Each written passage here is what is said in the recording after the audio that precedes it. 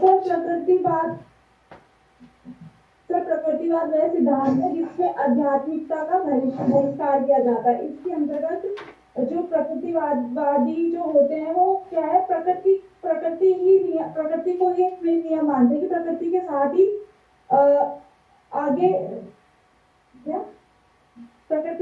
आगे बढ़ सकते हैं। और प्रकृति को ये प्रकृतिवाद को भौतिकवाद भी कहा जाता है, क्योंकि जो प्रकृतिवादी वो ये मानते हैं कि जो उत्पत्ति हुई है वो क्या है, जो उत्पत्ति हुई है भौतिकता के साथ हुई है। और प्रकृतिवाद को 3 भागों में विभाजित कर सकते हैं। जैसा पहला है पदार्थ वैज्ञानिक प्रकृतिवाद, दूसरा है यांत्रिकवाद प्रकृतिवाद, तीसरा है जीव वैज्ञानिक प्रकृतिवाद। ठीक है। और चलिए ठीक है। अब मुझे सोनी ये बताओ बेटा, ये शिक्षा दर्शन शास्त्र किसे कहते हैं, इसको थोड़ा सा समझाइए।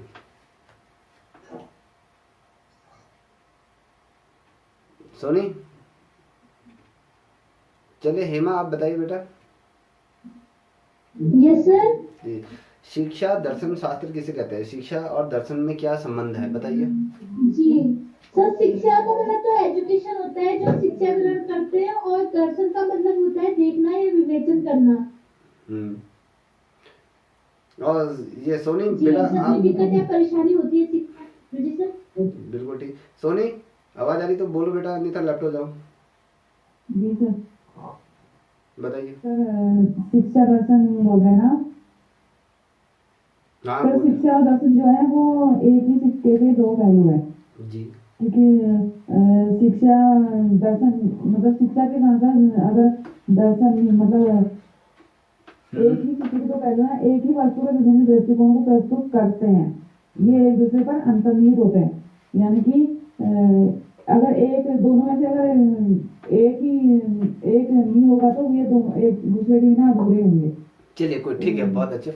देखिए आज जो हमारा जो टॉपिक है ये है प्रकृतिवाद। प्रकृतिवाद क्या है हमने कल थोड़ा सा समझा था, आज इसको बहुत बेहतरीन तरीके से समझे, थोड़ा डिटेल इसको बहुत डीपली हम समझेंगे।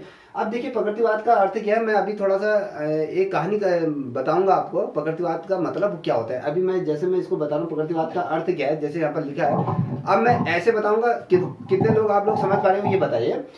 अगर हम प्रकृतिवाद का अर्थ बताते हैं तो प्रकृतिवाद में प्रकृति का अर्थ 2 रूपों में लिया जाता है। अब देखिए प्रकृतिवाद में अगर हम बात करते हैं तो प्रकृति जो प्रकृति है, प्रकृति का जो अर्थ होता है हम उसको 2 रूप में लेते हैं या 2 रूपों में उसको लिया जाता है। प्रथम जो लिया जाता है उसका जो प्रथम पॉइंट जो है जो हम लेते हैं 2 रूपों में, हमने कहा तो पहला जो रूप है उसका बालक की प्रकृति, जो बालक है उसकी प्रकृति की बात करें, बालक प्रकृति के बीच में किस प्रकार से सरवाइव करता है हम उसकी बात करें।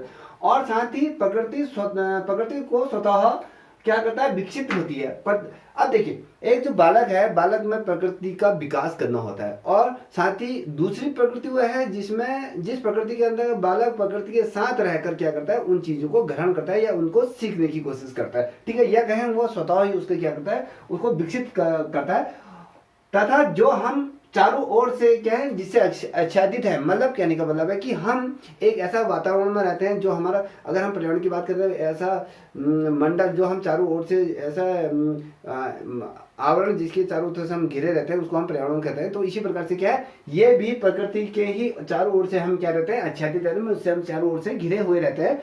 तो उसी के बीच में हम क्या करते हैं, प्रकृतिवाद या कहें उसी से संबंधित चीजों को हम प्रकृति में रहकर चीजों को क्या करते हैं, ग्रहण करते हैं, उनको सीखते हैं। ठीक है, आपको मैं बता, व्हाइट डेड ने, एक बहुत बड़े विद्वान है व्हाइट डेड करके उनका नाम है, उन्होंने प्रकृतिवाद पर एक अपना विचार दिया है। ये कहते हैं कि मनुष्य और पशु की प्रकृति, जो मनुष्य है और जो पशु है, उन दोनों की जो प्रकृति होती है वो क्या होती है, केवल मात्र क्या है, मनुष्य और पशु की जो प्रकृति होती है केवल मात्रा का अंतर होता है उसमें। मात्रा थोड़ा बहुत ज्यादा क्या होता है, अगर हम देखें विकास क्रम में अगर मनुष्य को देखें तो मनुष्य क्या है अभी शीर्ष में है, तो उसको अगर छोड़ देते हैं तो पशु और मनुष्य में ज्यादा अंतर नहीं है, केवल मात्रा का अंतर है। और प्रकृति में अगर मैं प्रकृतिवाद की बात करता हूँ तो ये विज्ञान का ये दार्शनिक समन्वय कराता है। देखिए प्रकृति का कहीं ना कहीं समन्वय कराता है भौतिकवाद में, ठीक है। अब थोड़ा सा इसको देखते हैं। इसके बाद मैं आपको एक कहानी सुनाऊंगा। कहानी सुनाने के बाद आपको पता चल जाएगा कि प्रकृतिवाद होता क्या है वास्तव में, उससे हम किस प्रकार से उसमें अंतर करते हैं। अब देखिए कभी बनता है कि जो प्रकृतिवाद, इसको लिख सकते हैं आप, प्रकृतिवाद की उत्पत्ति कहाँ हुई है, प्रकृतिवाद की उत्पत्ति कहाँ मानी जाती है, किस देश में प्रकृतिवाद की उत्पत्ति हुई है, तो आपको पता होना चाहिए कि प्रकृतिवाद का जो उदय हुआ था वो फ्रांस में हुआ था, ठीक है। इसका उदय जो क्या होता है फ्रांस में हुआ था, याद रखिएगा।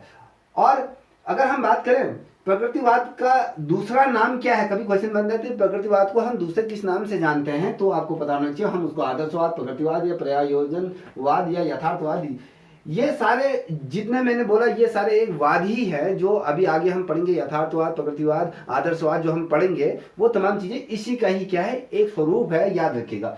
अब देखिए अगर हम बात करें प्रकृतिवाद का मुख्य शब्द की, अगर हम बात करते हैं तो मुख्य शब्द प्रकृतिवाद का जो होता है उसमें क्या होती है, कृषि की बारे में बात करें, एग्रीकल्चर के बारे में बात करते हैं। और जो प्राकृतिक जो संसाधन होते हैं, प्राकृतिक संसाधनों की उसमें हम क्या करते हैं, जिक्र करते हैं। और साथ ही अगर हम बात करें तो व्यापार, जो हम कहीं ना कहीं प्रकृति से रिलेटेड जो हम व्यापार करते हैं, हम उससे बात करते हैं। तो पहला है हमने कहा कृषि से, एग्रीकल्चर से है, और प्रकृति संसाधनों से मतलब होता है, और व्यापार के विचार को ही क्या कहते हैं, प्रकृतिवाद। अब जब जो व्यापार की जो प्रकृति है उस विचार को ही क्या कहा जाता है, प्रकृतिवाद ये कहा जाता है। इतना समझ में आ गया है बेटा? राधिका चौहान जी समझ में आ गया बेटा? जी सर। अब देखिए कभी क्वेश्चन बनता है कि प्रकृतिवाद का उदय किस वर्ष हुआ, कब हुआ, तो आपको बता दूं 1873 से 1874 के जो मध्य का जो पीरियड था, इस टाइम पर इस उदय नहीं, इसका एक यहाँ पर इस समय में 1873 से 1874 में अंग्रेजी साहित्य का एक इतिहास लिखा गया था। उस इतिहास का क्या नाम है मैं इसका बता देता हूँ। वो हिस्टोरो डे ला लिटरेचर लिविंग करके एक आता है, ठीक है, वो है, आपको मैं बता दूंगा। अब देखिए प्रकृतिवाद वास्तव में क्या है, मैं उसको आपको थोड़ा सा कहानी के माध्यम से समझाने की कोशिश करूंगा, थोड़ा इसको समझने की कोशिश किए। एक प्रकृतिवादी हुए हैं, ये प्रकृतिवादी कौन है, थोड़ा सा इसको समझिए। प्रकृतिवादी हैं ये प्रोफेसर, अगर हम देखें ये भारतीय हैं, भारतीय प्रोफेसर मोहम्मद जाहिद हुसैन है, प्रोफेसर मोहम्मद जाहिद हुसैन इनका नाम है, ठीक है। अब इन्होंने प्रकृतिवाद पर अपनी एक थ्योरी दी थी, वो बहुत शानदार तरीके से इन्होंने समझा रखा है। मैं वो चीज आपके सामने रखता हूँ। देखिए एक बार क्या होता है, एक एयरपोर्ट पर क्या होता है, एक एयरपोर्ट से कार में बैठकर क्या था, एक शिक्षक की, मैं देखो ध्यान से सुनना, प्रकृतिवाद आपके समझ में आ जाएगा कि हम प्रकृतिवाद में किन चीजों का जिक्र करते हैं। अगर अभी आप प्रकृतिवाद कह रहे हैं तो आपके ऊपर ही चल रहा होगा। जब मैं कह रहा हूँ कि इसको एक कहानी के तौर पर मैं समझाने की कोशिश करता हूँ जितना मेरे से हो सकता है, ठीक है। देखिए एयरपोर्ट में क्या हुआ, एयरपोर्ट से एक कार में क्या हुआ, एक शिक्षक और एक जो शिक्षकविद होता है, ठीक है, या कहें जिसे फिलोसफर भी हम कह सकते हैं, एक कार में क्या हुआ, एक एयरपोर्ट से दोनों, एक शिक्षक और एक जो शिक्षाविद थे, ये दोनों क्या हुए, एयरपोर्ट में उतरे और एक कार में ये क्या हुए, दोनों क्या हुए, एक कार में बैठकर जाने लगे और आपस में ये क्या करने लगे, बातें करने लगे, ठीक है। ये बातें करने लगे और एक क्या हुआ, एक 5 स्टार होटल था, 5 स्टार होटल में क्या था, एक सेमिनार था, ठीक है, प्रकृतिवाद से ही रिलेटेड क्या था, एक सेमिनार था, तो जिसमें ये दोनों क्या करते हैं, उस कॉन्सेप्ट में भाग लेने के लिए जा रहे थे। उसमें जो शिक्षक था, शिक्षक ने, जो शिक्षकविद था, अगर हम जिसे फिलोसफर भी हम कह सकते हैं, तो शिक्षक ने जो शिक्षकविद था उससे एक सवाल पूछा, बड़ा ही बढ़िया सवाल मुझे लगा, जब मैंने दिन में पढ़ा बहुत अच्छा लगा कि उसने एक सवाल करा कि सर प्रकृतिवाद क्या है, ठीक है, जो हम यहाँ पर कह रहे हैं कि प्रकृतिवाद क्या है, यहाँ पर पहले ही मैंने ये लिख दिया है। अब प्रकृतिवाद है क्या, इसको समझो थोड़ा सा। अब रास्ते में क्या हुआ, रास्ते में जो शिक्षाविद ने, जो फिलोसफर था, उसने क्या करा, एक जगह पर कार को रुकवा दिया, ठीक है। एक जगह पर जब कार रुकवाई तो वहां पर एक स्कूल का बच्चा स्कूल से क्या हो रहा था, पढ़कर आ रहा था, वो स्कूल की छुट्टी हो रही थी तो वो बच्चा आ रहा था, तो वहां पर शिक्षकविद ने देखा ये बच्चा जा रहा है, तो वहां पर उन्होंने अपनी कार रुकी, तो शिक्षकविद ने क्या करा, पास में एक पेड़ था, उस पेड़ के पास गया, वहां से वो उसने क्या करा, 2 पत्ते तोड़ के ले आया। ठीक है, कौन लेके गया? जो फिलोसफर था उसने क्या करा, वहां से जो दार्शनिक था उसने क्या करा, वो कार रुकाई और जहां पर बच्चा था बच्चे को रोका और वहां से एक पेड़ था, पेड़ से 2 पत्तियों को वो तोड़ के लाया और जब तोड़ के लाया तो उसने वो जो पत्तियां थी उसे बच्चे को देकर कहा कि बेटा कि ये बताओ इनमें से कौन सा जो पत्ता है वो तुमको बड़ा लगता है। ठीक है, अब जब ये क्वेश्चन किया गया तो ये बताओ कि तुमको कौन सा बड़ा है, तो बच्चे ने उसमें क्या करा, तुरंत ही उसने रिएक्शन दिया कि उसने तुरंत उत्तर दिया कि भैया कि ये बड़ा है। ठीक है, अब जैसे मान लो थोड़ा सा समझाने के लिए, अब ये मेरे सामने आप ये देख पा रहे होगे, एक ये है, दोनों एक पेपर सोच लो, ये दोनों पेपर है, तो दोनों पेपर हैं, ये पत्ती सोच लो। अब मैंने किसी बच्चे को दिया तो मैंने कहा बेटा इसमें से कौन सा बचाओ, कि उसने कहा कि सर ये वाला क्या है, बड़ा है। क्यों? ऑब्वियसली वो दिखाई क्या दे रहा है आपको, बड़ा दिखाई दे रहा है, तो ये बड़ा है। अब जो शिक्षक भी था उसने कहा कि बड़ा कैसे है, मैं कैसे मान लूं कि ये बड़ा है? तो जो स्कूल का जो बच्चा था उसने कहा कि ये जो मुझे लग रहा है कि भैया ये जो है ये वाला क्या है, बड़ा है। तो ये कैसे लग रहा है? तो उसको जैसे मुझे दिख रहा है कि अगर मैं आपसे पूछूं कि इसमें से कौन सा बड़ा है, बताओ जल्दी बताइए। सर सफेद वाला ही। तो अभी यही क्वेश्चन, चलो मैं तुमसे ही क्वेश्चन कर देता हूँ। ये आपने कहा सफेद वाला बड़ा है, कैसे बड़ा है, क्यों बड़ा है, बताओ। क्योंकि सर ये देखने में बड़ा लग रहा, कार में भी, और यही क्वेश्चन बच्चे ने भी कहा कि भैया यही बड़ा है। अब मैं चलो हेमा जी ये बताइए, आप बताओ इनमें से बड़ा कौन है, जल्दी बताओ बेटा, समझ में नहीं आ रहा है? चल राधिका आप बताओ बेटा। सर आकार में बड़ा, अगर हम उसको नापेंगे तो वाइट वाला आकार में बड़ा है। बड़ा है ना, चलिए ठीक है। तो यही जो आंसर आपने दिया, यही आंसर क्या था, उन्होंने भी यही आंसर दिया था। तो जो शिक्षक भी था उसने कहा कि भैया ये कैसे बड़ा है, क्यों बड़ा है? उसने कहा कि मुझे लगता है ये बड़ा है, मगर जो शिक्षक था मगर कैसे? तो ये कहा, जवाब बच्चे के पास नहीं था क्योंकि वो बच्चा वो जवाब नहीं दे पाया कि भैया, उसने कहा कि भैया कैसा क्वेश्चन बचा। फिर क्या हुआ, एक बच्चा फिर वहां से आगे गए तो एक बच्चा वहीं पर क्या करा था, थोड़ा सा कार में वो बैठे, फिर वहीं से आगे कार रोकी उन्होंने, आगे चलते गए तो एक जगह पर एक बच्चा क्या करता, भैंस को चरा रहा था। याद रखना, बड़ा ही दिलचस्प बात है, वो क्या करता, वो भैंस को चरा रहा था। तो वो दोनों कार से उतरे तो उसने यही कहा कि वो 2 पत्ते दिए, तो उससे कहा कि बेटा इनमें से कौन सा बड़ा है? तो उस बच्चे ने क्या करा, थोड़ा समझिए कि प्रकृतिवाद किसे कहते हैं, इसी को ही कहते हैं समझ जाओ। प्रकृति के बीच में हम कैसे रहते हैं तो हम प्रकृतिवाद को कैसे समझेंगे? तो अभी तक तुम लोग बिल्कुल भी नहीं समझ पाए।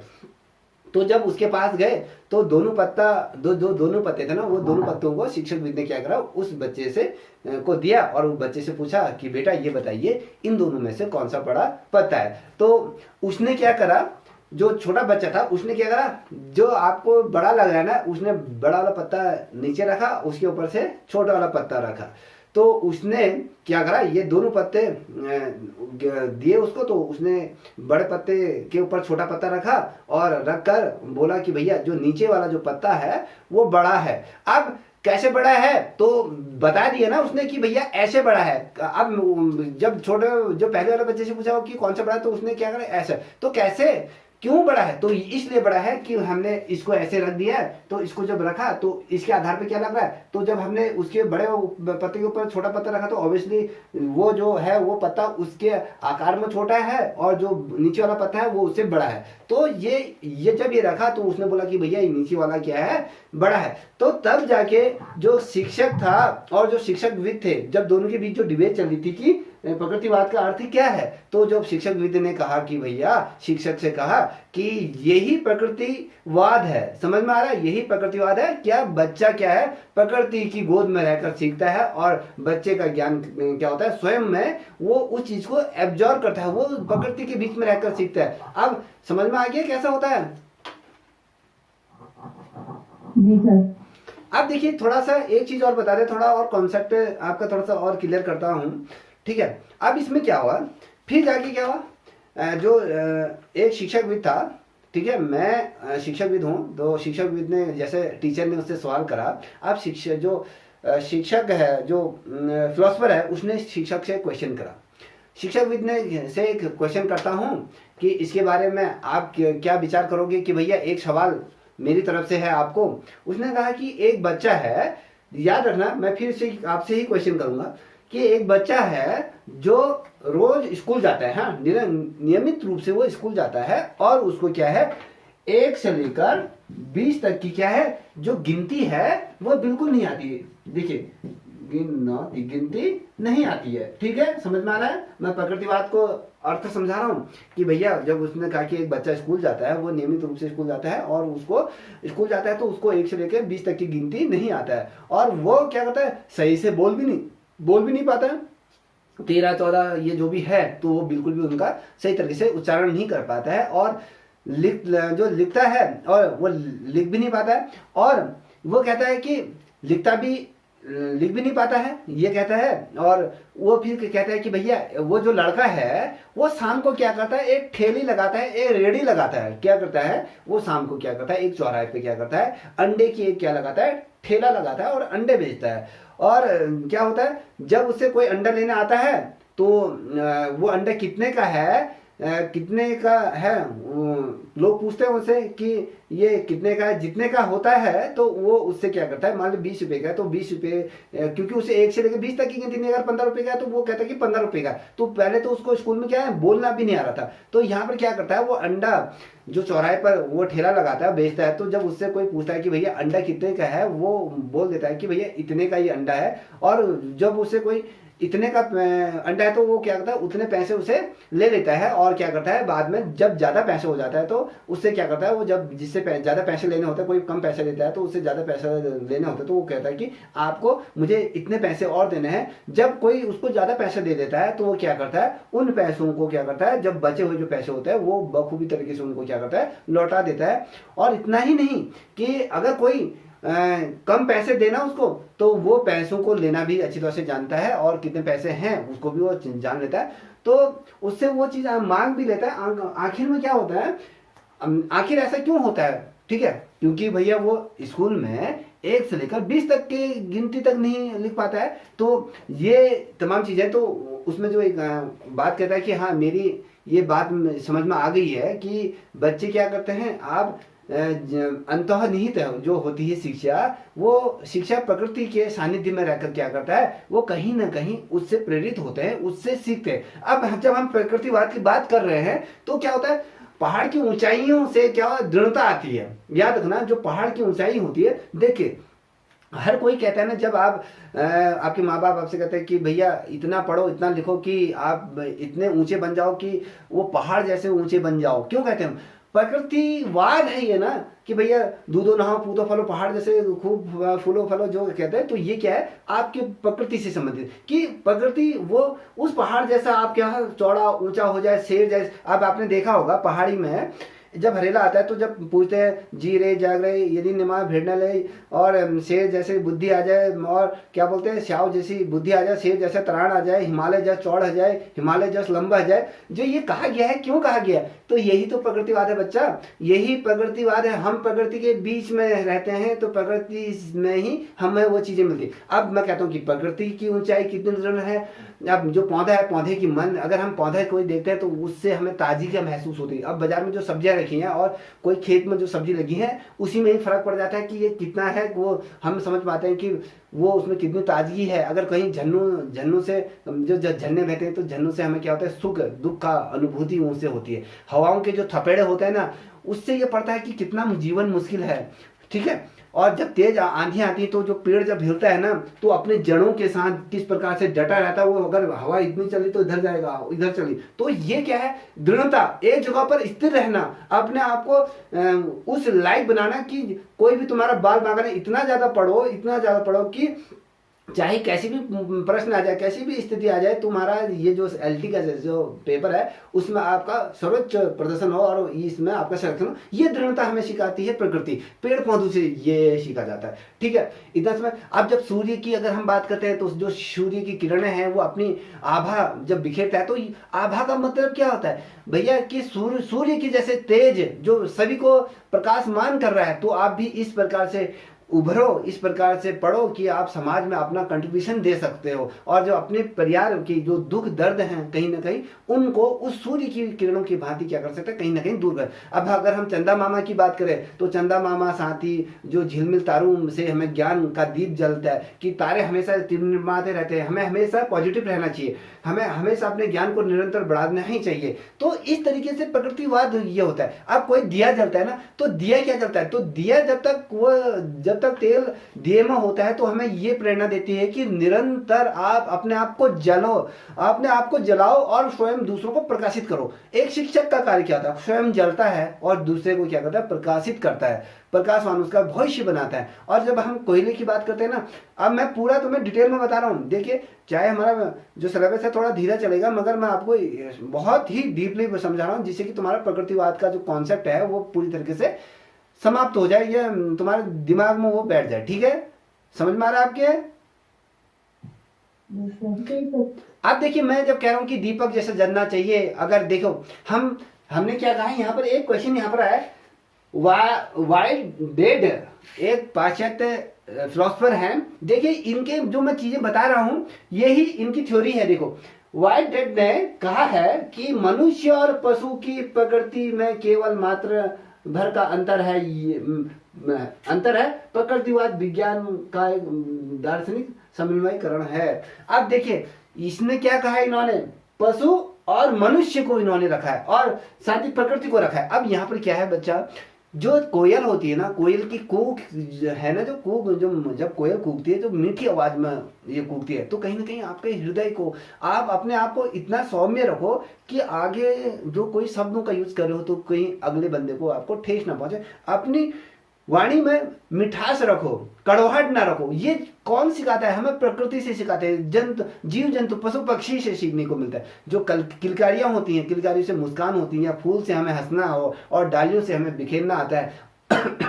जो भैंस होते हैं ना, भैंसों का जो मंडल होता है वहां से हमें एकता का प्रतीक मिलता है। तितली क्या होती है? तितली लुभावनी होती है, हमें लुभावनी चीजों पर हमें ध्यान नहीं देना चाहिए।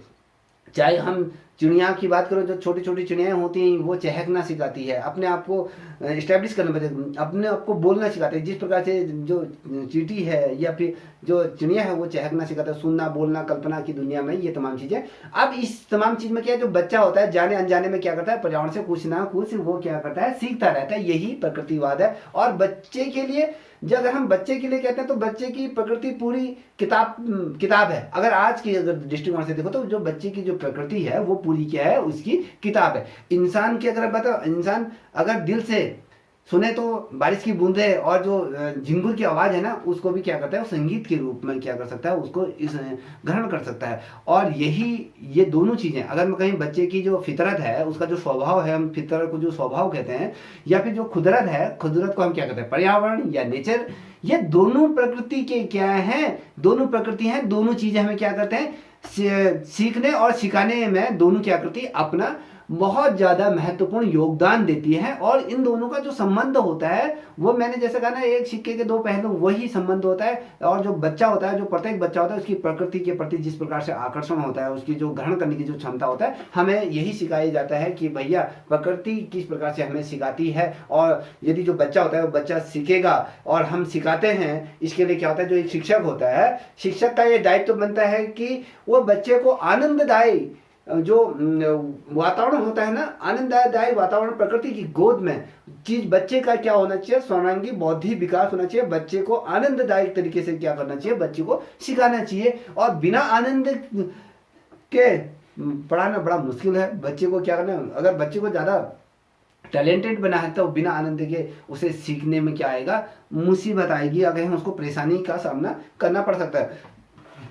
जब भी आप बैठो, अगर आप प्रकृति के बीच में अगर बैठते हो तो निश्चित रूप में आपको क्या होगा, आनंद की अनुभूति यहाँ पर होगी। क्या आप सभी को इतना समझ में आ गया? बताइए। ये आरती समझ में आया बेटा? जी सर। आप प्रकृतिवाद तो भूलोगे नहीं ना? नहीं सर। बोरा जी, ये भारत है ना, भारत बोरा। अच्छा, मुझे लगता है मुंह में दही फेंट ली है, कोई बात नहीं।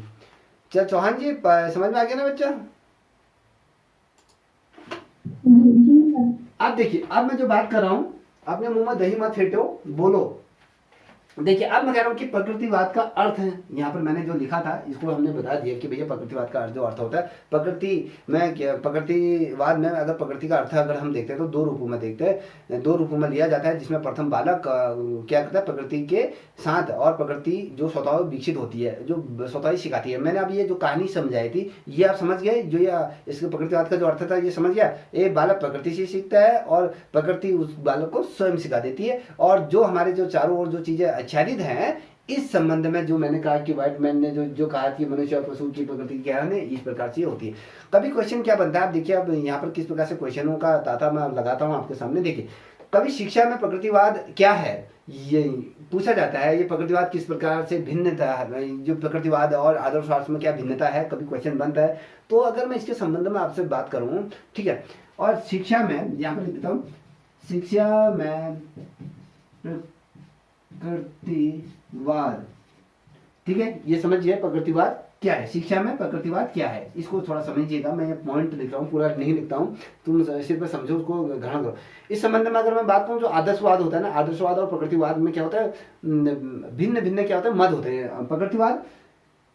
प्रकृतिवाद और क्या कहा था मैंने, आदर्शवाद प्रकृतिवाद में क्या होता है, भिन्न भिन्न फर्क होता है। आदर्श मतलब हम किसी चीज को एक आदर्शपूर्ण लाइफ जो हम जीते हैं, तो हमें वहां पर अंतर की बात करें, जब आदर्शवाद आएगा तो उसको पढ़ा देता हूँ। थोड़ा यहाँ पर समझिए प्रकृतिवाद में आदर्शवाद किस प्रकार से भिन्न कभी क्वेश्चन बनता है, तो ये बता देता हूँ कि भैया जब क्या होता है, प्रकृति शिक्षा की अगर हम बात करते हैं, तो प्रकृतिवादी शिक्षा की बात करते हैं तो स्वतंत्रता में सबसे अधिक विश्वास रखते हैं, हम स्वतंत्र रूप से जब सीखते हैं। अभी मैंने तमाम चीजें बता दी। जबकि जो आदर्शवादी है ना, जो आदर्शवादी शिक्षा में क्या होता है, अनुशासन की बात की जाती है। हम आदर्श कब बनेंगे, जब हमारे अंदर डिसिप्लिन होगा। हम कहते हैं ना कि तुम्हारा बच्चा होगा घर में कि वो फूफा आ रहे हैं ना, आराम से उनसे तमीज से जय करना, ठीक है, और ज्यादा शैतानी मत करना, आप लोग ऐसा कहते हो। तो ये क्या है, ये आदर्शवादी शिक्षा है, कहीं ना कहीं तुम उस पर अपने संस्कार डाल रहे हो, ठीक है। ये अनुशासन का द्योतक होता है, अनुशासन का द्योतक होता है। और इस संबंध में थॉमस और लॉगन करके एक विद्वान है, उन्होंने प्रकृतिवादी नारा दिया था इन्होंने, कि नारा स्वतंत्र प्रकृति है। तो ये इन्होंने कहा था। जब कभी क्वेश्चन बनता है कि प्रकृतिवाद पाठ्यक्रम में प्रकृतिवाद क्या है, ठीक है, पाठ्यक्रम में प्रकृतिवाद क्या है। सोनी बेटा समझ में आ रहा बच्चा? आवाज कट रही है आपकी। एक बार दोबारा लैपटॉप हो नहीं हो, फिर दोबारा ज्वाइन हो जाओ, तब तक मैं रुक जाता हूं। समझ में आ रहा है? हेमा जी जी सर। समझ में आया? हाँ जी सर।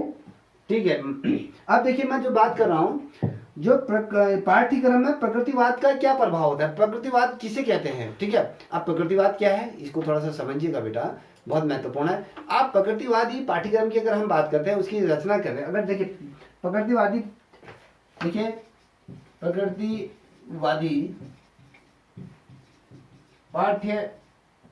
पाठ्यक्रम, ठीक है, अगर हम प्रकृतिवादी चर्चा या पाठ्यक्रम की अगर बात करें, चर्चा ये क्रम की अगर हम बात करते हैं, तो इसकी जो रचना है ना, इसकी जो रचना होती है वो बालक से होती है।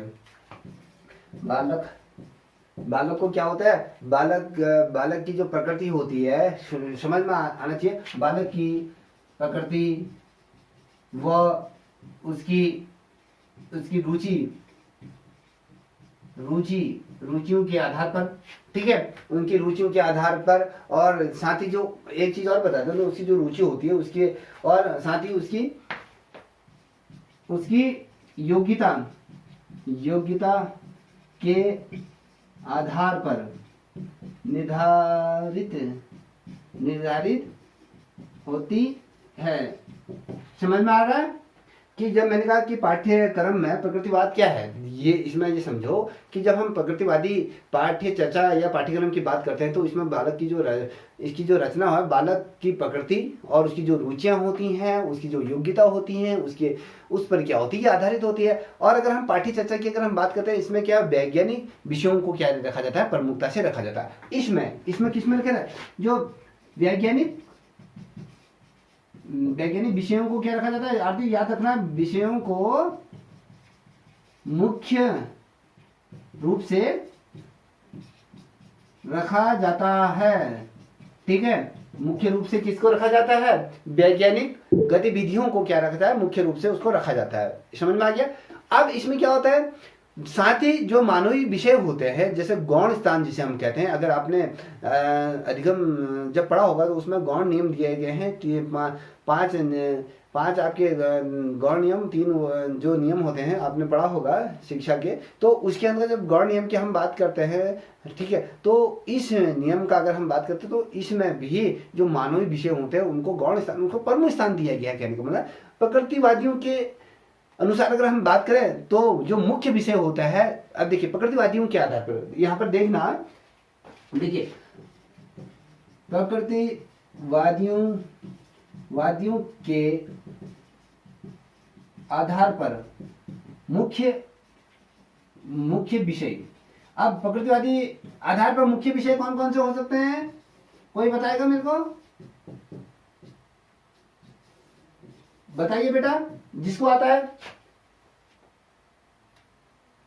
देखिए एक होता है खेलकूद,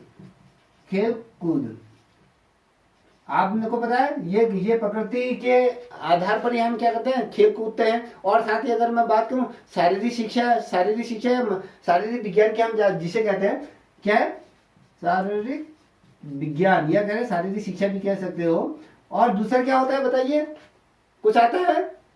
अब देखिए स्वास्थ्य विज्ञान, पदार्थ विज्ञान कहा जाता है, वनस्पति विज्ञान कहा जाता है, गणित कहा जाता है, ठीक है।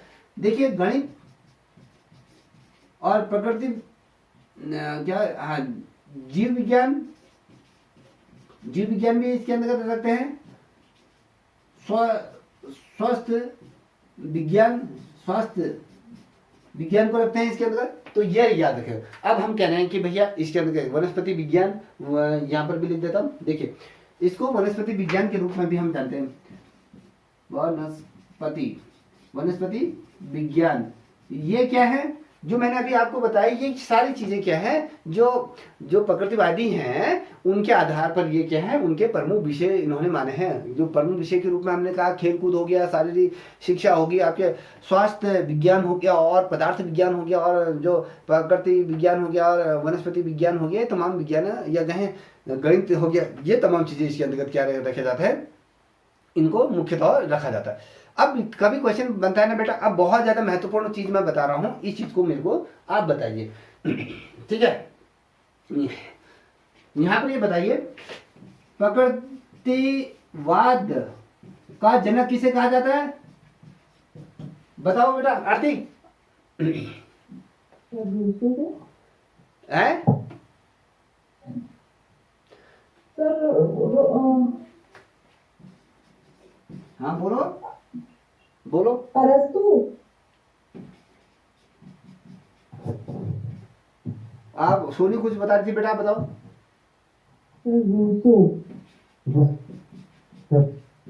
ये रूसो, ठीक है, बिल्कुल सही है। अब देखिए इसको समझो, जो प्रकृतिवाद का अगर हम जनक के बारे में पूछा जाता है, आपको क्वेश्चन बनता है कि प्रकृतिवाद का जनक किसे कहा जाता है, तो आपको पता होना ये जो प्रकृतिवाद के जो जनक के रूप में हम इनको किस रूप में जानते हैं, जो ये हैं प्रकृतिवाद के जनक हैं, ये क्या है, एक दार्शनिक भी, फिलोसोफर भी हैं, लेखक भी हैं, संगीतकार भी माना जाता है। ये कौन है, जीम्स जैक्स रूसो इनको कहा जाता है। ये जेनेवा के ये थे, याद रखना इनका पूरा नाम, जीन जैक्स रूसो।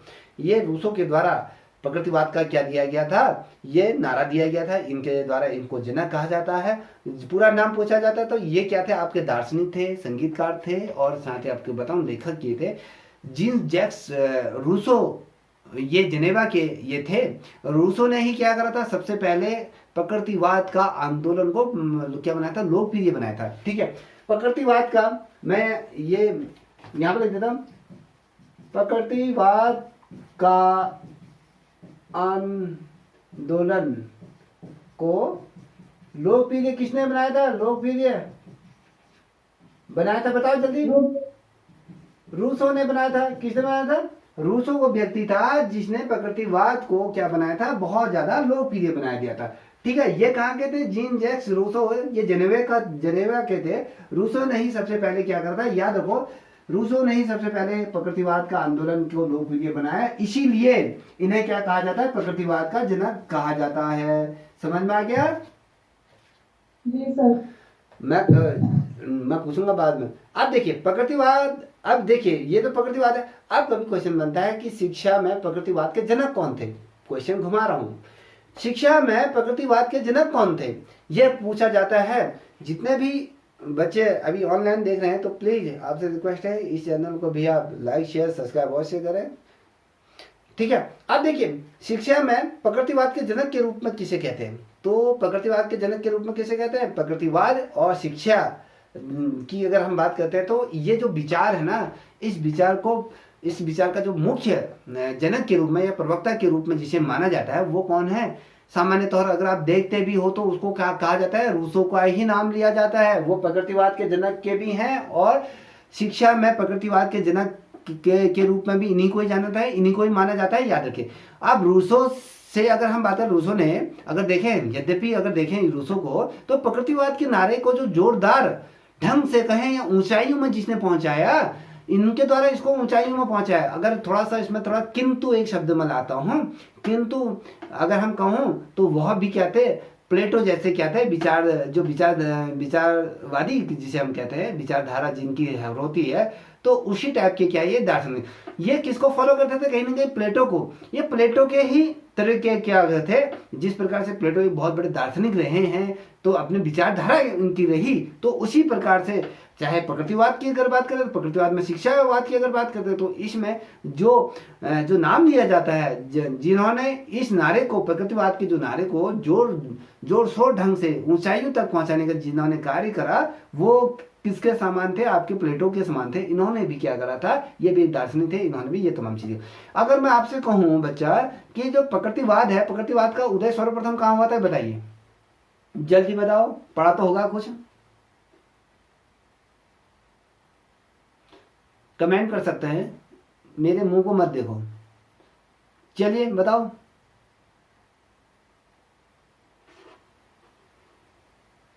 अरे बताइए आशा जी, समझ में आ रहा है? जी सर। आज तो मुझे लग रहा है, आज तो आपको प्रकृतिवाद तो समझ में आ ही गया होगा, क्योंकि मैं आपके अनुसार, मेरी पूरी कोशिश थी कि आपको समझ में आ जाए, तो उसी हिसाब से मैं पढ़ा रहा हूँ। जी जी। Hema ji, yes sir. बताइए प्रकृतिवाद का बारे में जो मैंने क्वेश्चन करा उसको बताइए। मैं कह रहा हूं कि प्रकृतिवाद का उदय सर्वप्रथम कहां हुआ था, इसका उदय कहां हुआ था? सर नहीं पता सर। ये सोनी बेटा आप ही बताओ बेटा।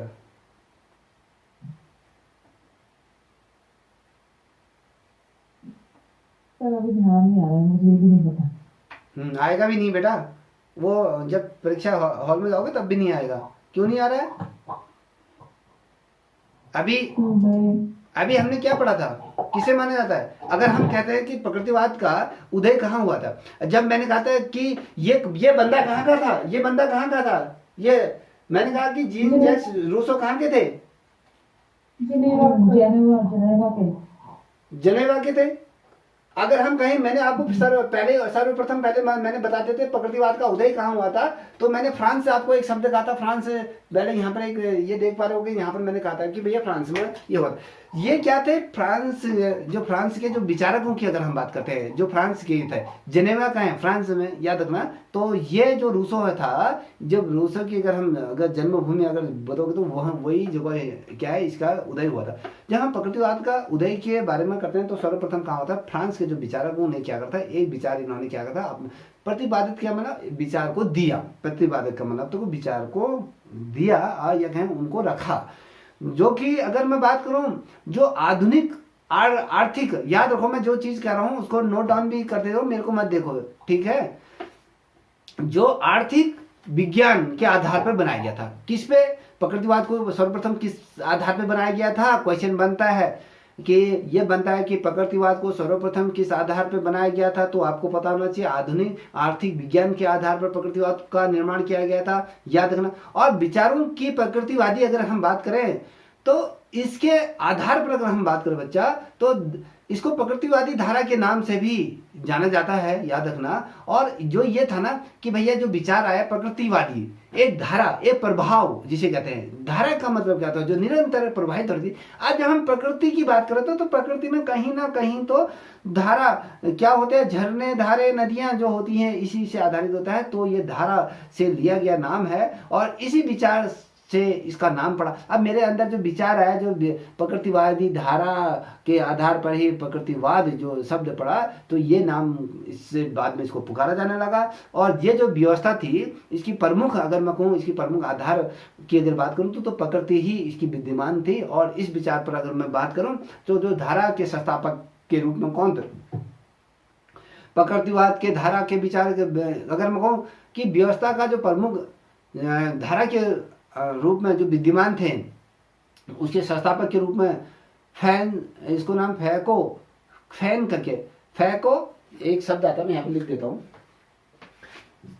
फैको, फैन, फैन करके इनका नाम है।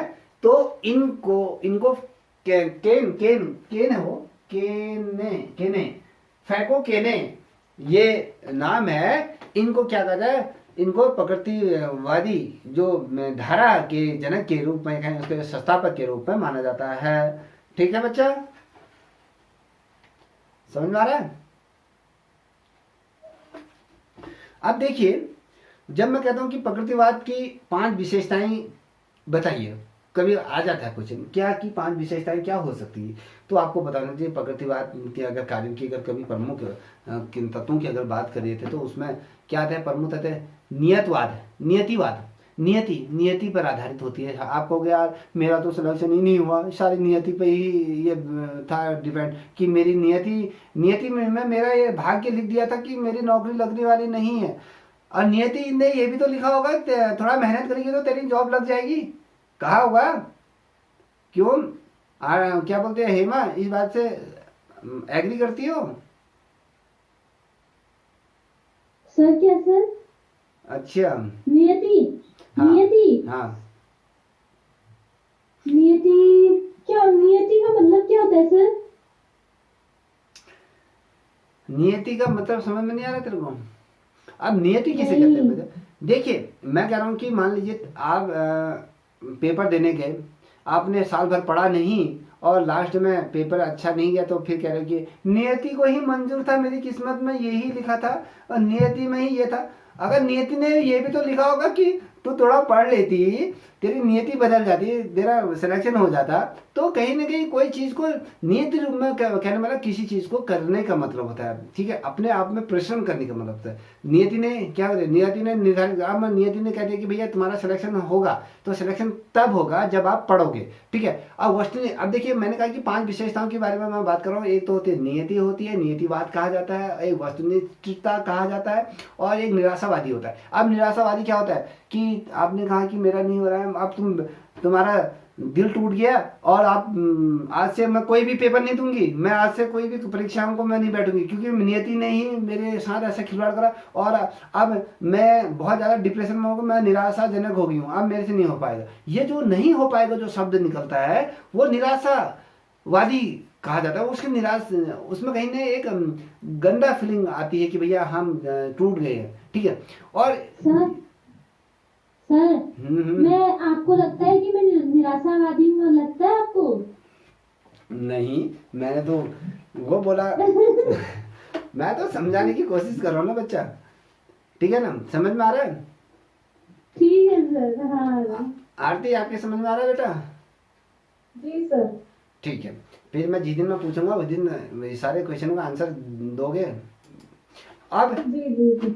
देखिए, मैंने कहा कि जो प्रकृतिवादी कार्यों की अगर मैं प्रमुख तत्वों की बात करते हैं तो उसमें एक नियतिवाद आता है, एक वस्तुनिष्ठता आती है, उसमें आपकी अगर मैं बात करूं तो एक निराशावाद आता है, निराशावादी कहा जा सकता है, और सेटिंग और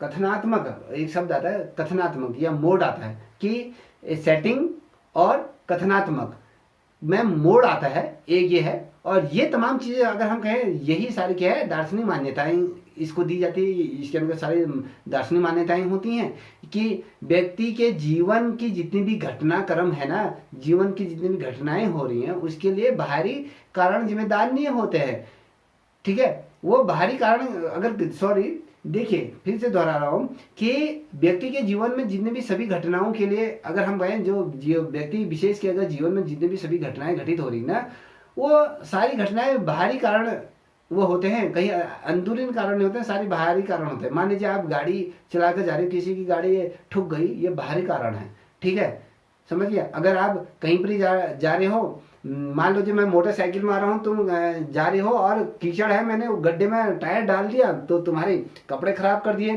तो ये क्या है, ये सारा बाहरी कारण है, ये बाहरी कारण उसके जिम्मेदार होते हैं, ये स्वयं जिम्मेदार नहीं होते। इसमें अगर मैं कहूँ कि भाग्य, अरे मेरा भाग्य, प्रकृति के बारे में बात की जाती है, इसमें आनुवांशिकता के बारे में बात की जाती है, और ये किसी भी चरित्र या कहीं में चरित्र की जो यात्रा होती है इस तरह क्यों नहीं समझाती, ये कहने का मतलब है, कहने का मतलब है कि भैया अनुवांशिक ये बताती है किसी चरित्र की यात्रा इस तरह क्यों नहीं सामने आती हैं, ये कहने का मतलब है कि जो चरित्र की अगर बात है ये तमाम चीजें पहले ही सामने, जैसे हम किसी व्यक्ति विशेष का मैं कहूँ, अगर मैं कहूँ कि 2 पल के लिए मैं अगर इसको अन्यथा मत ले जाना, अगर मैं कहूँ इसमें से चरित्र की बात करूँ कि भैया मैं कहूँगा हेमा एकदम इसका चरित्र ऐसा है, सोनी का चरित्र ऐसा है, अगर मैं आरती कहूँगा थोड़ा सा ये थोड़ा सेंसिटिव वाली है, थोड़ा इमोशनल वाली है, अगर मैं ऐसा कहूँगा तो किसी ना किसी का चरित्र का निर्धारण किया जा सकता है। तो पहले से अगर हमें किसी चीज़ का अगर पता चल जाता है तो जो बाहरी कारण जो जिम्मेदार होते हैं वो नहीं होंगे।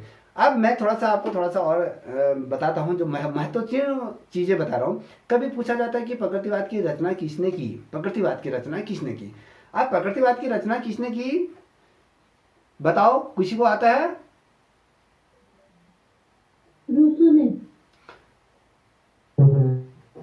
अब ये बोरा जी बोल गए, हाय बाप रे, तुम ही बोल, मेरा माइक वो ऑन नहीं हो रहा है। हाँ तुम बोल भी नहीं पाओगे, वैसे भी कोई क्वेश्चन करूंगा तो तुम बोल भी नहीं पाओगे। यहाँ पर इतनी महिलाएं हैं, इन महिलाओं में एक मुंह में जैसे दही फेर दी है उस टाइप से आप मौनी बाबा बैठे हो, अपने आप में थोड़ा शर्म करो। अब देखिए मैं बोलना चाह रहा था लेकिन वो माइक ऑन नहीं हो रहा था। अच्छा ठीक है, जब प्रकृतिवाद की जो रचना की अगर हम बात करते हैं वो किसने की थी, कभी क्वेश्चन बनता है तो प्रकृतिवाद को अगर हम देखें तो उसको पहली बार जो किया गया था वो फ्रांसीसी लेखक थे। और अगर फ्रांसीसी लेखक थे, याद रख लो, लिख भी लो तुम लोग, ठीक है, आरती लिख लो बेटा। अगर प्रकृतिवाद की अगर रचना की अगर बात करते हैं तो ये एक प्रकृतिवादी जो प्रकृतिवाद का जो नियम या कहें जो इसकी जो रचना की थी वो पहली बार एक फ्रांसीसी लेखक थे। और ये कहें यह ये सिद्धांत कारक भी ये थे, इनका नाम था एमिल लिखो, एमिल जोला करके इनका नाम था, ठीक है, यहाँ पे लिख देता हूँ एमिल जोला। ये फ्रांसीसी क्या थे, आपके एक दार्शनिक थे। इनके द्वारा पहली दफे प्रकृतिवाद की जो रचना थी इसको प्रस्तावित किया गया है, इसको इनके द्वारा तैयार किया गया था। अब देखिए यहाँ पर तुम 2 चीजों में कंफ्यूज मत होना, या याद रखना सोनी बेटा, मैंने कहा कि प्रकृतिवाद का जनक किसे माना जाता है, बताइए। जीन जैक्स रोसो को कहा गया था जो आपके जनेवा के थे, ठीक है। अब मैं क्या कह रहा हूं, अब जनक तो ये थे, अब इसकी रचना, इसकी जो प्रस्ताव है, इसकी प्रस्तावना किसके द्वारा तैयार की गई थी? ये जो की गई थी एमिल जोला, वो शख्स था, फ्रांसीसी एक लेखक था और सिद्धांत कारक भी ये व्यक्ति था। तो इसके द्वारा इसको क्या गया था, तैयार किया गया था। जिन्हें अगर हम बात करें सार्वभौमिक रूप में, अगर इनकी बात करते हैं तो ये हम बेसिकली अगर बात करो बच्चा, तो सार्वभौमिक रूप में साहित्य प्रकृतिवाद के ये संस्थापक के रूप में भी जाने जाते हैं। अब कभी क्वेश्चन क्या बनता है, क्वेश्चन आ जाता है कि भैया एमिल जोला को किस रूप में दर्शाया गया है प्रकृतिवाद के अंतर्गत, कभी क्वेश्चन बनता है। ठीक है, कोई भी कोई क्वेश्चन बनता है, उल्टे सुल्टे क्वेश्चन अपने मन से बनाना सीख लो कि इसको जो कहा गया है, इनको सार्वभौमिक रूप से साहित्य प्रकृतिवाद, जिन्होंने साहित्य लिखा प्रकृतिवाद पर, ठीक है, साहित्य प्रकृतिवाद के रूप में, संस्थापक के रूप में इनको जाना जाता है। और प्रकृतिवाद साथ ही शिक्षा के उद्देश्य को जीव विज्ञान के सिद्धांतों में विश्वास रखने वाले प्रकृतिवाद के अनुसार इन्होंने उन चीज को दिया। और शिक्षा के चरम लक्ष्यों को, जो लक्ष्य होते हैं, सुख का होता है, आनंद की अनुभूति कराती है, उसकी प्राप्ति की जाती है। और एक चीज आपको बता दूं, मैगुड क्या एक शब्द था यार,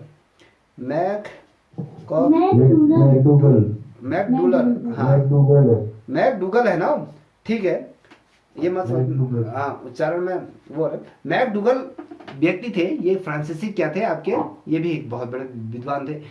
इनके द्वारा एक सिद्धांत दिया गया था। इन्होंने कहा था कि हम जितनी भी प्रवृत्तियां होती है ना हमारे अंदर, जो भी प्रवृत्ति होते हैं, उनके कारण जो कार्य करने में क्या होता है, या तो हमें सुख होता है, या फिर हम दुख के प्रतिफल होते हैं, या कहीं उसके भोगी होते हैं। तो इनके ही द्वारा ये कहा गया। कभी क्वेश्चन पूछा जाता है कि सुख और दुख के प्रतिफल का सिद्धांत कौन से व्यक्ति ने दिया गया, मैकडूगल वो जो शख्स थे, उन्होंने ये इसको सिद्ध किया था। ठीक है,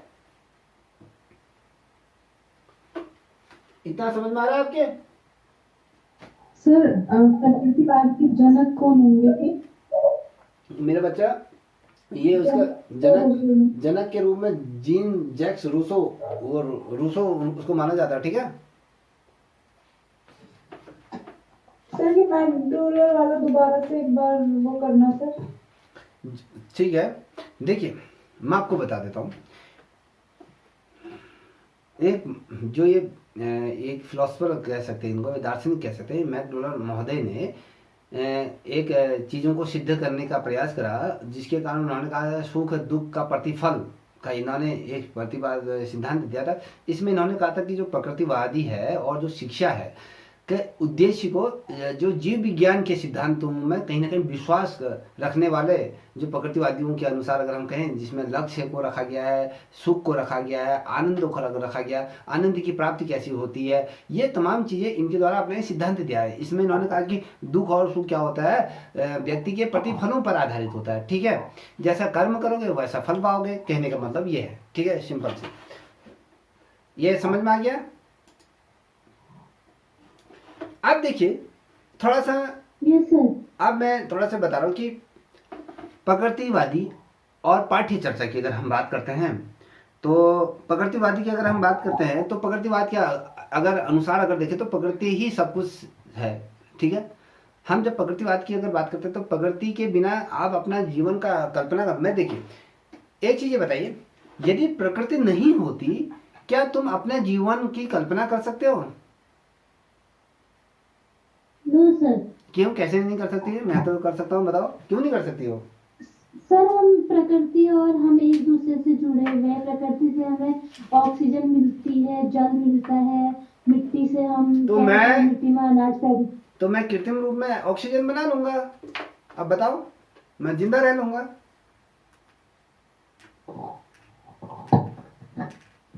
हाँ बोलो क्यों? वो सर क्या कहते हैं, कृत्रिम रूप में ऑक्सीजन पे ज्यादा टाइम तक छोड़ना। हम मशीन लगा लेंगे, बड़ी वाली लगा लेंगे, बताओ।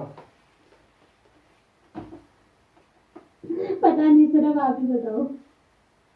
आशा जी आप बताइए मैम,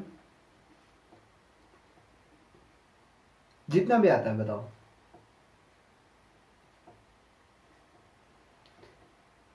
सो गए?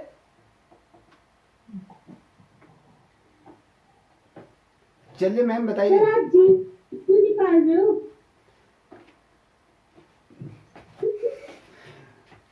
चलिए बताइए सोनी बेटा, आप बताओ।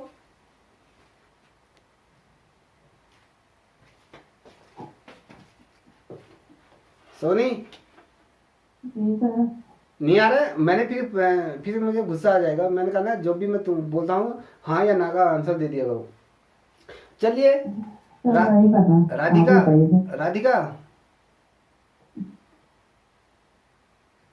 सर नहीं पता। चलिए ठीक है।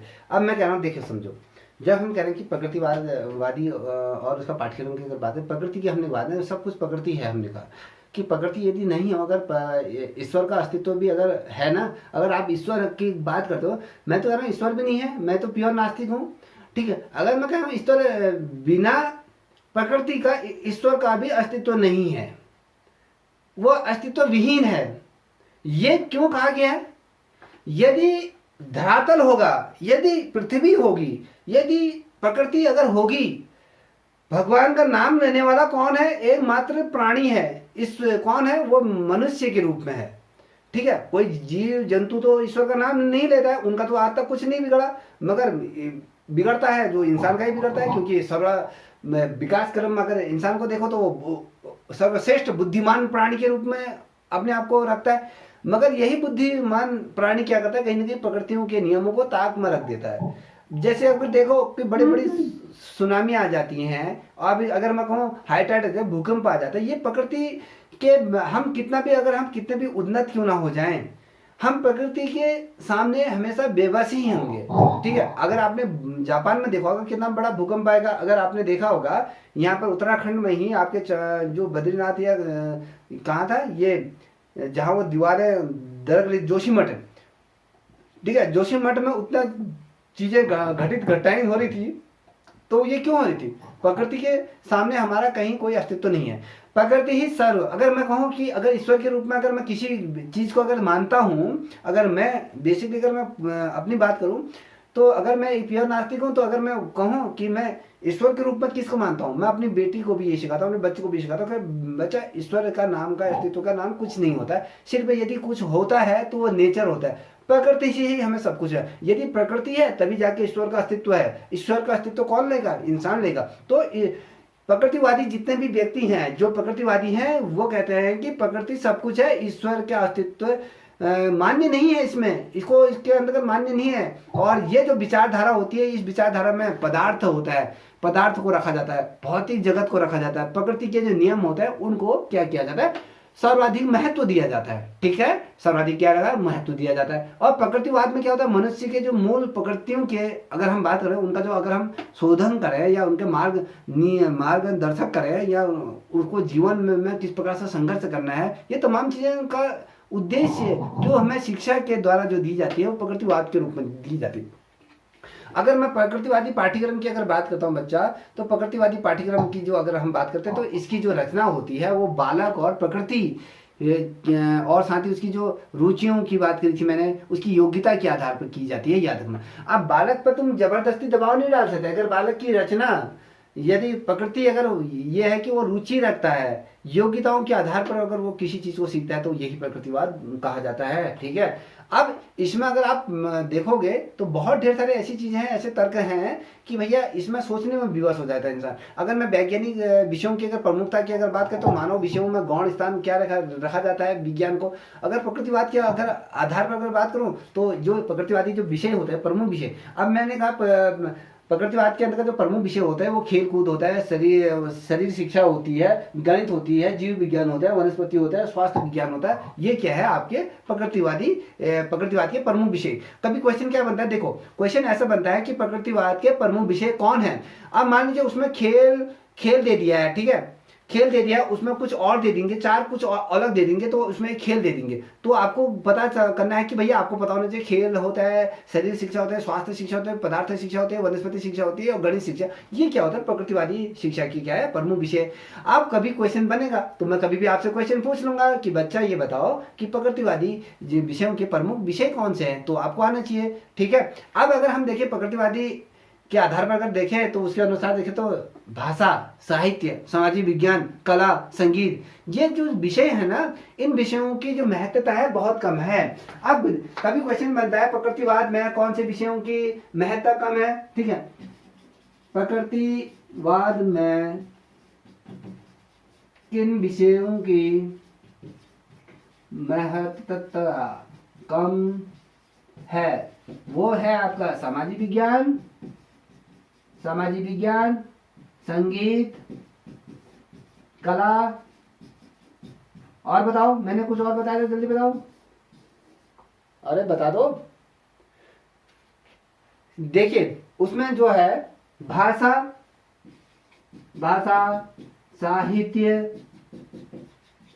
साहित्य, ये तमाम चीजें क्या है बच्चा, ये आपके क्या है प्रकृतिवाद के अनुसार क्या है, ये जो जिन विषयों का महत्व कम है वो, अब ज्यादा महत्व किन विषयों का है मैंने ये भी बता दिया है, ठीक है। अब देखते हैं ये जो तमाम चीजें हैं, अगर आप देखोगे जो बड़े बड़े शोध जो बच्चे करते हैं, जो पीएचडी करते हैं, जो जीआरएफ जो करते हैं, उनका शोध की बात करूं, मैंने मेरे कोई कलीग हैं, उन्होंने एक अपनी बुक पब्लिश की थी, तो मैंने उनसे वो मांगे थे, तो आज मैं उनका पढ़ रहा था। जो ये अगर मैं बात करूँ जो प्रकृतिवाद की अगर बात करें तो इसमें फिजियोकैटिक करके ये आता है। फिजियोकैटिक क्या है, एक फ्रांसीसी भाषा है, याद रखना। फिजियोकैटिक्स समझ में आना चाहिए तुम्हारे। फिजियोकैटिक्स क्या है, एक फ्रांसीसी भाषा का शब्द है, ठीक है, याद रखना है। इसका निर्माण जो किया गया है ये ग्रीक भाषा में फिजियस करके है, फिजियस, हाँ, जो इसका प्रयोग किया गया है, इसका जो निर्माण किया गया ग्रीक भाषा के फिजियस प्लस कैटिक्स करके, कैटिक्स, फिजियस प्लस कैटिक्स शब्दों के मेल से इसके द्वारा ये बना है। ये जो शब्द है ना, इसका प्रयोग सर्वप्रथम एक फ्रांसीसी लेखक जो थे उन्होंने किया था। जो इनके द्वारा जो फ्रांसीसी जो लेखक थे उन्होंने 1768 में इसका प्रयोग किया था। फिजियो का जो अर्थ होता है वो प्रकृति होती है, और कैरी का अर्थ होता है शासन प्रणाली, अर्थात अगर मैं कहूँ कि प्रकृति की शासन या रूल ऑफ नेचर की हम बात करते हैं। रूल ऑफ नेचर की अगर जब बात करते हैं तो उसमें फ्रांस के विचारक रहे या कहीं फ्रांस के जो जितने भी विद्वान ने उन्होंने अपना नियम कहे या उनके द्वारा प्रतिपादित किया गया।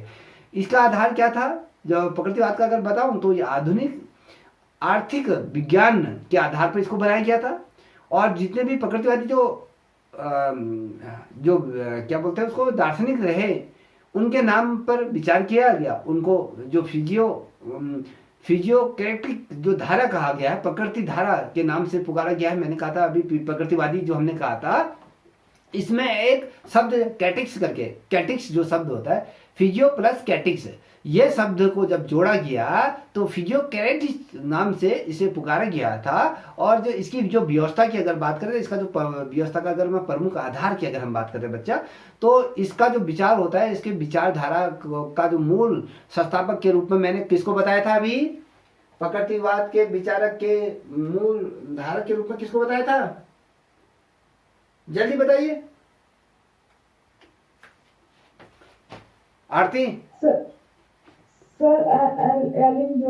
नहीं, मैंने कहा कि प्रकृतिवाद का जो आधार का जो प्रकृति समाधान किया गया था, उसका जो मूल संस्थापक का, मैंने संस्थापक के बारे में कहा, फैको केने करके एक शब्द लिखा था यहाँ पर, देखो फैको केने शब्द लिखो, फैको केने जो शब्द था, इसने क्या करा था, जो ये फिजियोकैलिटी नाम से जो ये पुकारा गया था, इसकी जो व्यवस्था का जो मुख्य आधार प्रकृति जो माना था, इस विद्वान के द्वारा इसको बनाया गया था, इसके संस्थापक के रूप में इसे माना गया। और जो प्रकृतिवादी होते हैं, इन्होंने क्या किया, जो वाणिज्यवादी होते हैं, जो वाणिज्य के विषय में के विपरीत ये थे, ये प्रकृतिवादी और जो वाणिज्यवादी होते हैं, ये अर्थशास्त्री हम जिसे कहते हैं, तो ये इन विद्वानों से क्या थे, बहुत ज़्यादा डिफरेंट थे, ये बहुत ज़्यादा विपरीत थे। इनका जो मानना था, इनका जो विश्वास था कि ये प्रकृति के जो नियम होते हैं, अगर हम प्रकृति के नियम पर चलता है अगर मनुष्य, तो क्या होता है, वो अधिक सुख और समृद्धि को क्या करता है, प्राप्त करता है, याद रखना, ठीक है। कभी क्वेश्चन बनता है कि किसने ये कहा था कि भैया अगर हम प्रकृति के नियम पर चलते हैं तो हम ज़्यादा अपने जीवन में सुख और दुख की प्राप्ति को क्या करते हैं, ज़्यादा सबसे ज्यादा मनुष्य अपने जीवन में क्या करेगा, जब अगर प्रकृति के नियम के आधार पर चलेगा तो सबसे अधिक सुखी रहेगा, सबसे ज्यादा समृद्ध रहेगा। और ये तमाम अलग अलग जितने भी दार्शनिक रहे हैं उन्होंने क्या करा, अपने तरीके से इनको 3 नाम पुकारे हैं। ठीक है, 3 नामों से हम प्रकृतिवाद को जानते हैं। 3 नाम कौन से हैं याद रखना। पहला है आपका प्रकृतिवाद। प्रकृतिवाद क्या है? प्रकृतिवादी जो हम कहते हैं 3 ये वाद हैं, ये जो फिलोसफर रहे हैं, इन्होंने प्रकृतिवादी का अगर कहें तो जो विद्वान थे, विद्वानों ने क्या करा, जितने भी सभी सिद्धांतों का जो इन्होंने जो नियम जो आधारित था, इनका जो जितना भी नियम थे, इन्होंने प्रकृति पर आधारित इनके सारे नियम थे। प्रकृति के तत्वों पर इन्होंने अधिक जोर दिया, उस पर अधिक बल दिया और इन्हें प्रकृतिवादी के नाम से पुकारा गया, इसीलिए इनको प्रकृतिवादी कहा जाता है। जब हम नेचर की बात करते हैं तो नेचर में फिजियोक्रेटिस जो शब्द आता है, द फिजियोक्रेटिस जो के विद्वान अगर हम कहते हैं तो इसमें प्रकृतिवादी जो शब्द के नाम से नहीं पुकारा जाता। अब दूसरा होता है कृषि शाखा। कृषि शाखा के विचार की अगर हम बात करते हैं, ठीक है। अब इसमें क्या होता है, जो जितने भी विद्वान थे उन विद्वानों ने क्या किया, कृषि उद्योग के को महत्व में दिया। कृषि उद्योग को सर्वप्रथम क्या करा, अपने शीर्ष में रखा। अगर मान लीजिए आज की डेट में अगर हम कृषि को 2 पल के लिए कृषि पर ज्यादा विचार न करें, उस पर ज्यादा फोकस न करें, तो उसके दुष्परिणाम क्या होंगे, कोई बताएगा? चलो आशा जी आप ही बता दीजिए। अगर हम कृषि पे ज्यादा फोकस नहीं करेंगे तो उसका दुष्परिणाम क्या होंगे, बताइए।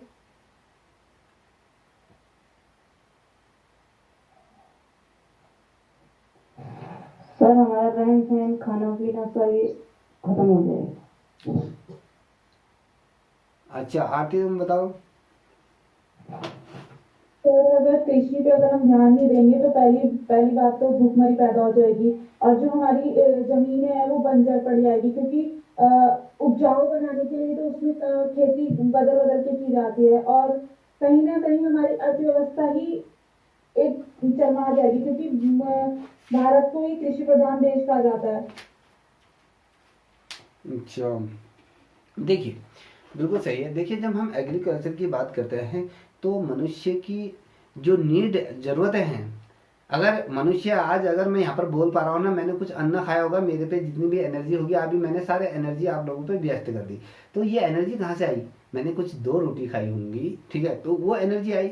अगर आप यहाँ पर बने हो तो अभी आपने भोजन ग्रहण किया होगा तब इस यहाँ पर बैठ पड़े। अगर यदि भोजन का स्रोत, अगर हमारा जो मेन फूड सप्लाई की जो चेन है अगर वो अगर डिस्टर्ब हो जाती है, अगर हम उस पर ध्यान नहीं देते हैं, तो सर्वप्रथम क्या होता है, आपका जो लाइफ की जो बात करते हैं मनुष्य पीढ़ी कहीं ना कहीं समाप्ति की ओर हो जाएगा और जो जीव जंतु हैं वो भी खत्म होने लग जाएगा। और साथ ही प्रकृति का जो बदलाव है, जो प्रकृति में कहीं ना कहीं बदलाव आने शुरू हो जाएंगे और साथ ही जिसकी वजह से क्या होगा, गर्मी बढ़नी शुरू हो जाएगी, सही तरीके से ऑक्सीजन का प्रभाव नहीं हो पाएगा और जो कीट पतंगे जो हमारी फसलों को कहीं ना कहीं अपने महत्वता के आधार पर उनको रखती हैं वो चीज़ें नहीं हो पाएंगी।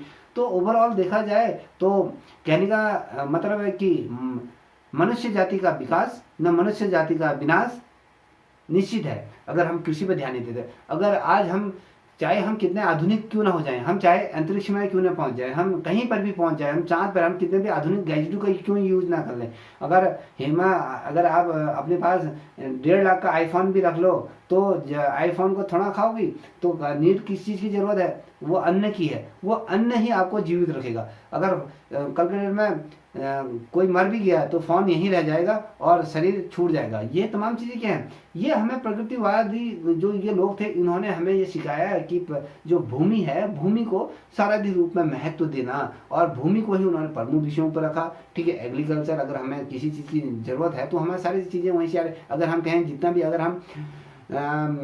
भी खाने पीने की जितनी भी सारी सामानें हैं, ये कहें जैसे मेडिसिन है, जैसे आप लोग अगर बहुत सी ऐसी क्रीम होते हैं जो आप यूज़ करते हो तो वो भी आप कृषि से ही आते हैं। कुछ ऐसी केमिकल होते हैं जो हमें जैसे आप अगर गुलाब जल का यूज़ करती हैं तो वो कहाँ से आता है, गुलाब को पीस पास के वो बनाया जाता है तो वो उसका यूज़ करते हो, तो वो सारे कुछ जो होते हैं तो कहीं ना कहीं ये चीज़ें डिस्टर्ब हो जाती हैं। जब हम कृषि शाखा की अगर हम बात करते हैं, जो विचारक थे उन्होंने जो बात करी, इन पर अगर हम बात करें तो उद्योग की बात करते हैं। ठीक है, अब इसमें जो कृषि उद्योग है उसको महत्व की दृष्टि से में प्रथम स्थान रखा गया है।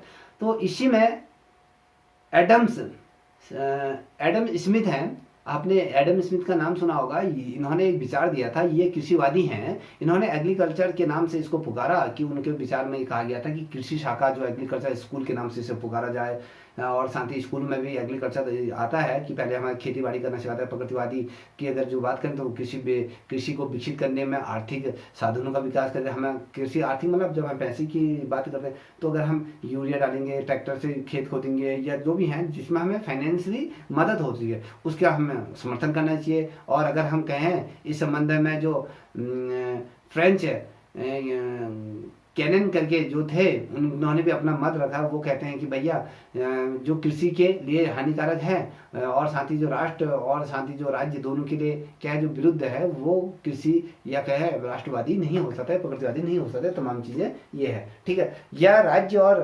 राष्ट्र दोनों के लिए क्या होती है, लाभदायक होती हैं। जब ये कृषिवादी जब कोई देश बनता है तो वो आपके देश हित के लिए होता है, समाज हित के लिए होता है, ये सभी के लिए ये हित होता है। तो ये प्रकृतिवादी तमाम चीज़ें मैंने आपके सामने रख दिया। यदि आपको ये अच्छा लगा हो तो आप लोग समझ ही रहे होगे मैं कहना क्या चाह रहा हूँ, इसको भी सब्सक्राइब कर लें।